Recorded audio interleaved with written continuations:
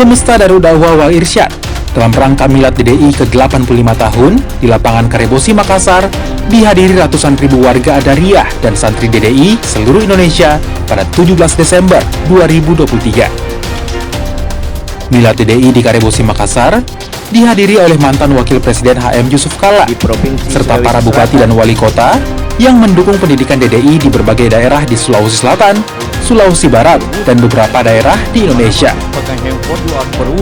HM Yusuf Kalla menyampaikan arahan kepada warga DDI untuk terus meningkatkan sumber daya manusia melalui pendidikan guna menghadapi perkembangan teknologi ke depan yang semakin pesat. 85 tahun DDI mengabdi kepada bangsa dan negara, kepada umat, untuk mendidik, mendakwah kepada generasi muda kita semua. Dan ini merupakan amal jariah yang luar biasa.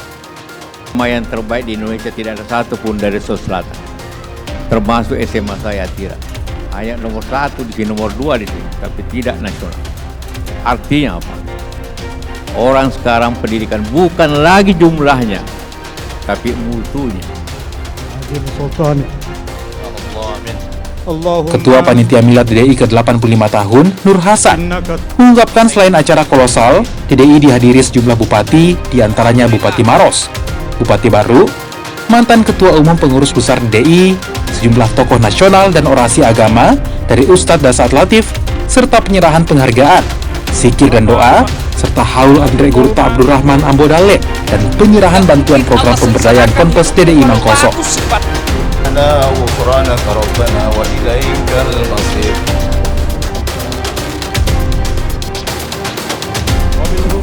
Rangkaian acara Semesta DDI ke-85 tahun ini tentu menjadi berkah bagi Darul Dakwah wal Irsyad, karena ini adalah momen pertama Darul Dakwah wal Irsyad berkumpul dari seluruh Indonesia.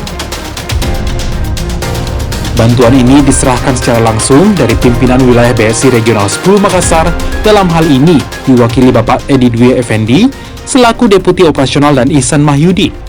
Diterima langsung oleh Ketua Majelis Syuyukh PBDDI, Andre Gurta Profesor HM Farid Wajdi, pimpinan Pondok Pesantren DDI Mangkoso.